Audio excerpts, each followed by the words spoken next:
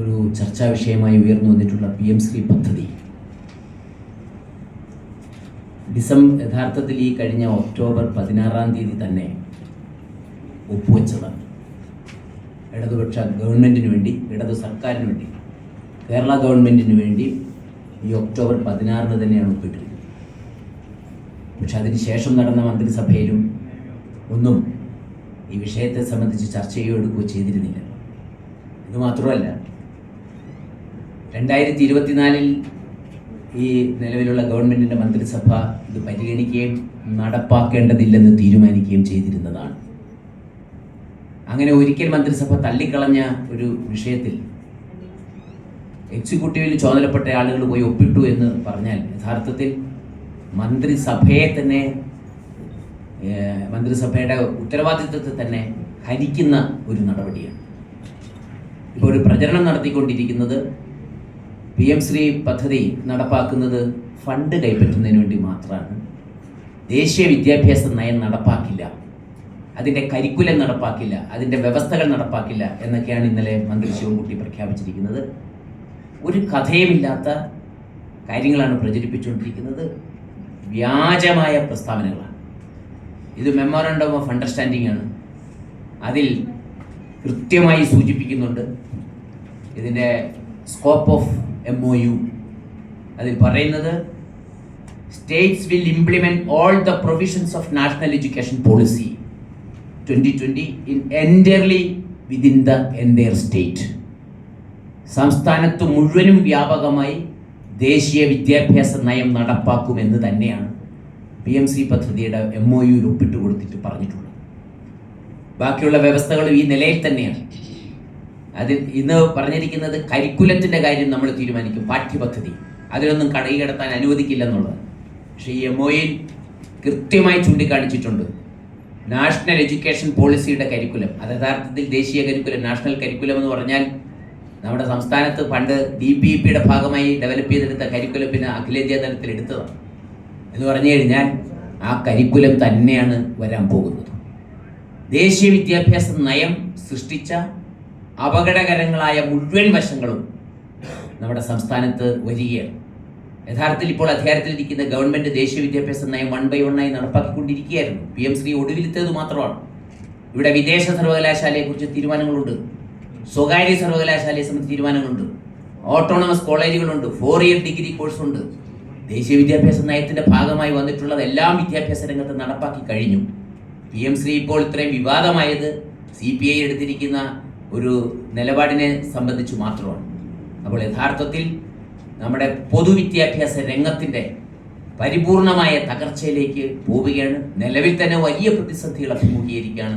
നമുക്കറിയാം ഉന്നത വിദ്യാഭ്യാസ രംഗത്തെ പ്രശ്നങ്ങൾ.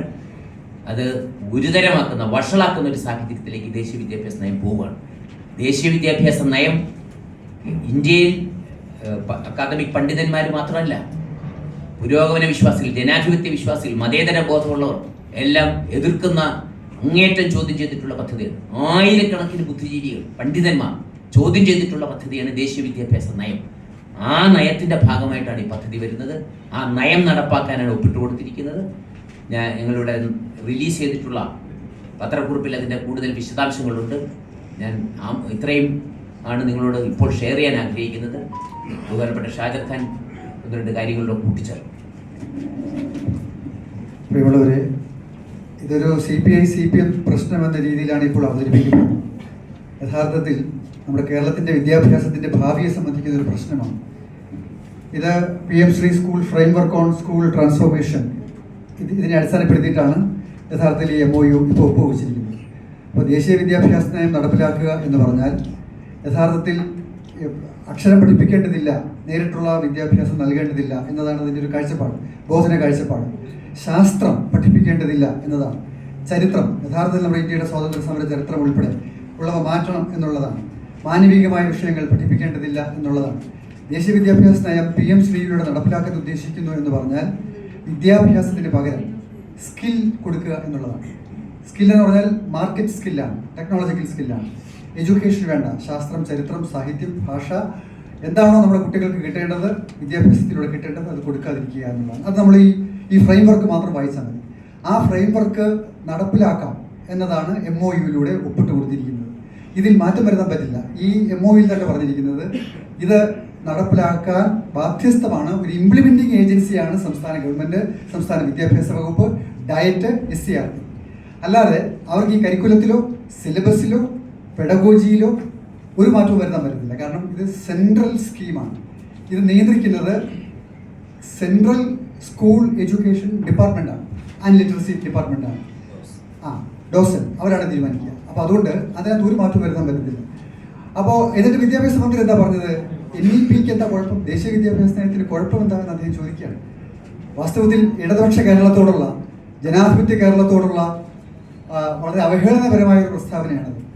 ദേശീയ വിദ്യാഭ്യാസ നയം എത്ര അപകടകരമാണ് എന്ന് CPM തന്നെ അവരുടെ പാർട്ടി കോൺഗ്രസിൽ പ്രമേയത്തിൽ അവതരിപ്പിച്ചിട്ടുള്ള കാര്യമാണ്. പക്ഷേ ഇപ്പോൾ ദേശീയ വിദ്യാഭ്യാസ നയം നടപ്പിലാക്കുമ്പോൾ എന്താണ് കുഴപ്പമെന്ന് ചോദിക്കുക. കാരണം DPEP-യുടെ എല്ലാ ആശയങ്ങളും ഈ നാഷണൽ എഡ്യൂക്കേഷൻ പോളിസിയിലുണ്ട്. അത് കേരളത്തിൽ നടപ്പിലാക്കിക്കൊണ്ടിരിക്കുകയാണ്. അപ്പോൾ പിന്നെ അവർക്ക് ശിവൻകുട്ടി നോക്കുമ്പോൾ ഇത് രണ്ടും ഒന്നാണ്. അപ്പോൾ പിന്നെ എന്താണ് കുഴപ്പം അദ്ദേഹത്തെ സംബന്ധിച്ച്? അതുകൊണ്ട് അദ്ദേഹം തുറന്ന് ചോദിക്കുകയാണ് എന്താണ് കുഴപ്പം. അപ്പോൾ പിന്നെ ഇടതുപക്ഷ ലേബൽ വെച്ചുകൊണ്ട് ഇവിടെ ഭരണം നടത്തുന്ന സർക്കാരിന് അങ്ങനെ ഒരു ഇടതുപക്ഷ ലേബൽ വെക്കാനുള്ള ധാർമ്മികമായ അവകാശമുണ്ടോ എന്ന് പോലും ചിന്തിക്കേണ്ട സ്ഥിതിയിലാണ് കാര്യങ്ങൾ എത്തിയിരിക്കുന്നത്. അതുകൊണ്ട് ഇപ്പോൾ ഇതിനെ ഒരു ശരിയാണ്, മന്ത്രിസഭയിൽ ആലോചിച്ചിട്ടില്ല, നിയമസഭയിൽ ചർച്ച ചെയ്തിട്ടില്ല, അവതരിപ്പിച്ചിട്ടില്ല, മുന്നണിയിൽ ചർച്ച ചെയ്തിട്ടില്ല. കേരളത്തെ ഇരുട്ടിൽ നിർത്തിയാണ് ഇങ്ങനെ ഒരു കരാറിൽ ഒപ്പുവെച്ചിരിക്കുന്നത്. ഒക്ടോബർ 10-ാം തീയതി മുഖ്യമന്ത്രി ഡൽഹിയിൽ പോകും. ഡൽഹിയിൽ പോയി തിരിച്ചു വന്ന ഉടനെ 16-ാം തീയതി ഇത് എക്സിക്യൂട്ട് ചെയ്തു. ഈ പറയുന്ന MOU എക്സിക്യൂട്ട് ചെയ്തത് 16-ാം തീയതിയാണ്. 22-ാം തീയതി മന്ത്രിസഭ ചേർന്നു. 22-ാം തീയതി ആ മന്ത്രിസഭയിൽ 16-ാം തീയതി എക്സിക്യൂട്ട് ചെയ്ത MOU-നെ സംബന്ധിച്ച് ആ മന്ത്രിസഭയിൽ റിപ്പോർട്ട് ചെയ്തില്ല. ഒരു മന്ത്രി ആ പ്രശ്നം ഉന്നയിക്കുന്നു, എന്നിട്ട് പോലും ഈ മുഖ്യമന്ത്രി, വിദ്യാഭ്യാസ മന്ത്രി മിണ്ടിയില്ല എന്ന് പറഞ്ഞാൽ എത്ര പരിതാപകരമായ, എത്ര ദാരുണമായ ജനാധിപത്യ വിരുദ്ധമായ അവസ്ഥയിലാണ്. എന്നിട്ട് 23-ാം തീയതി രാത്രിയാണ് ഇത് എക്സിക്യൂട്ട് ചെയ്തു അല്ലെങ്കിൽ ഇംപ്ലിമെൻറ്റ് ചെയ്തു എന്ന വാർത്ത പുറത്തു വരുന്നു. അപ്പോൾ പിന്നെ ഇത് ഇന്ന് എല്ലാ മാധ്യമങ്ങളും ചൂണ്ടിക്കാണിച്ചതുപോലെ ഇടതുപക്ഷമില്ല, ജനാധിപത്യമില്ല, മുന്നണിയുമില്ല. അതാണ് സ്ഥിതി. അപ്പോൾ അത് തന്നെയാണെങ്കിലും ശരി, നമ്മളെ വിദ്യാഭ്യാസത്തെ സ്നേഹിക്കുന്നവരെ സംബന്ധിച്ച് കേരളത്തെ ഈ പറയുന്ന കേരളത്തിലെ സ്കൂളുകൾ, നമ്മുടെ സർക്കാർ സ്കൂളുകൾ, അത് കേന്ദ്ര സർക്കാരിന് കൈമാറുന്ന ഈ കരാറിൽ നിന്ന് പിന്മാറണം. അതല്ലെങ്കിൽ ഇത് ഇടതുപക്ഷം എന്ന് വിളിക്കാൻ യാതൊരു അർഹതയും ഉണ്ടാകില്ല എന്നാണ് ഞങ്ങൾക്ക് പറയാനുള്ളത്. കേരള സമൂഹം, വിദ്യാഭ്യാസ സ്നേഹികൾ ഈ PM ശ്രീ പദ്ധതി പിൻവലിക്കാനുള്ള പ്രക്ഷോഭത്തിലേക്ക് നീങ്ങുകയാണ്. നിങ്ങളുടെ ഏവരുടെയും പൂർണ്ണ പിന്തുണ ഞങ്ങൾ അഭ്യർത്ഥിക്കുന്നു.